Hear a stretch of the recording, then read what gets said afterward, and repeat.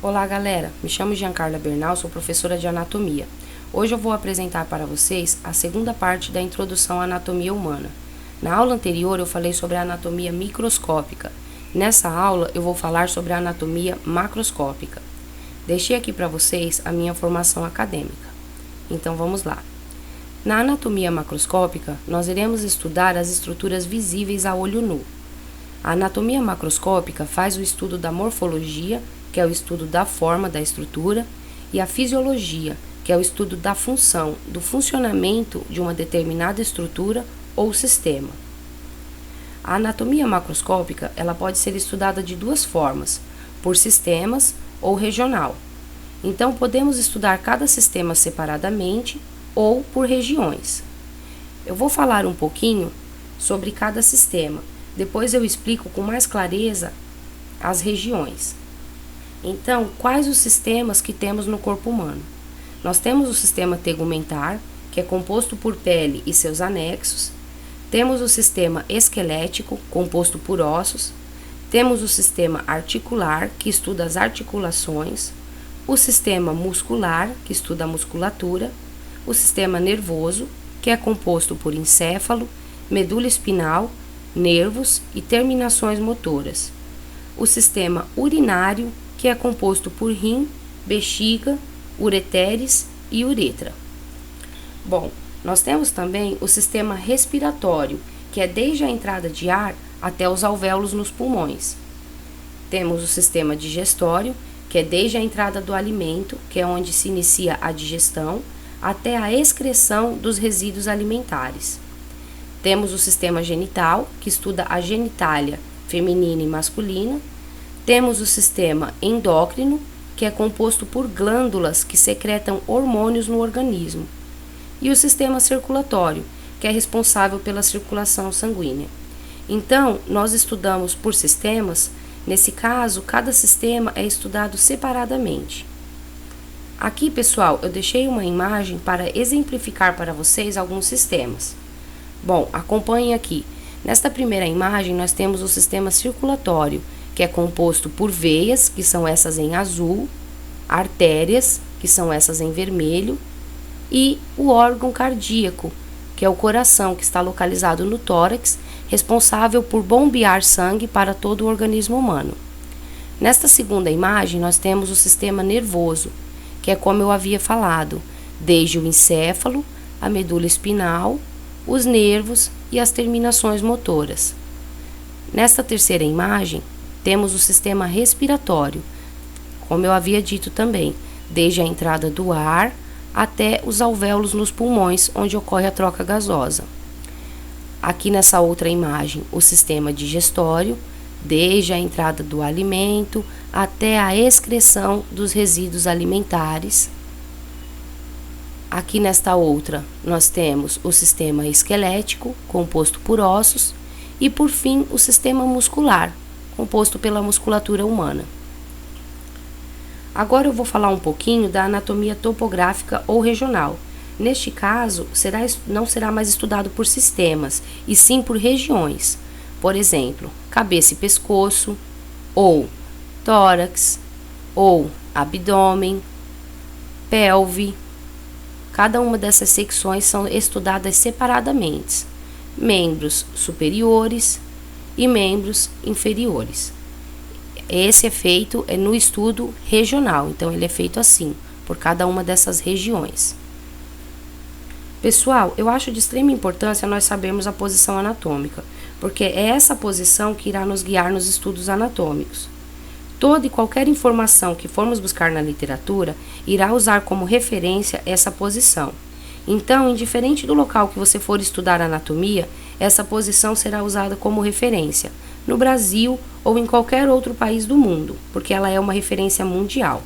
Então, como é a posição anatômica? É o corpo ereto, os pés paralelos entre si, pisando no chão, olhos dirigidos para diante, membros superiores ao lado do corpo, com as palmas das mãos voltadas para diante e os dedos apontados para baixo. Essa é a posição anatômica usada mundialmente. Além disso, é importante sabermos como nos referirmos a algumas localizações na anatomia.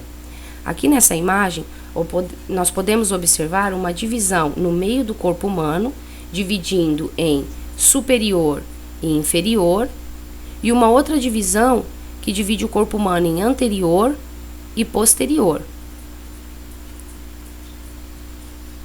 Então, é importante nos atentarmos para estas nomenclaturas. Aqui nessa outra imagem, eu estou demonstrando o que é medial e lateral. Então, se traçarmos uma linha dividindo o corpo humano ao meio, nós o dividiremos em lateral direita e lateral esquerda. E tudo que estiver voltado para essa região central do corpo humano será chamado de medial. Essas informações também são essenciais para o estudo anatômico.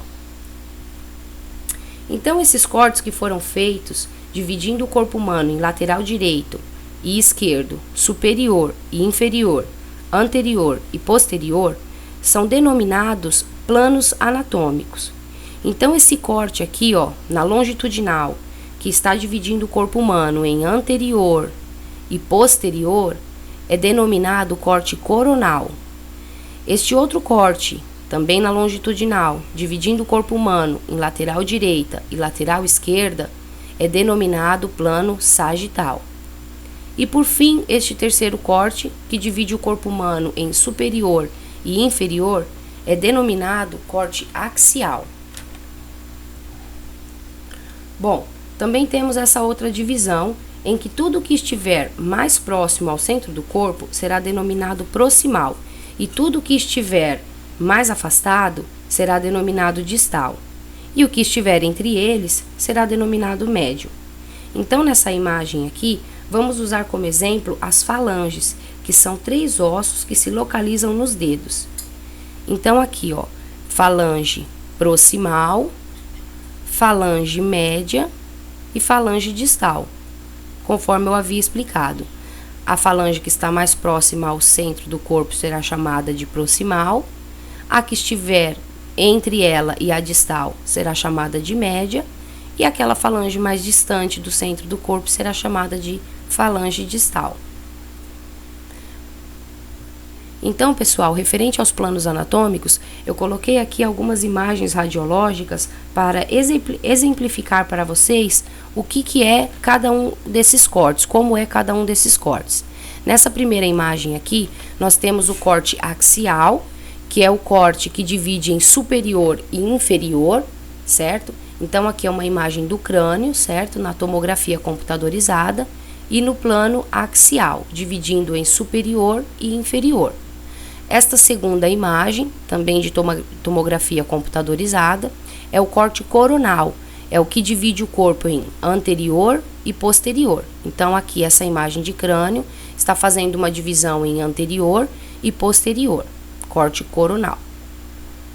Essa outra imagem é uma imagem de ressonância magnética, em que foi usado o corte sagital, que divide o corpo em lateral direita e lateral esquerda.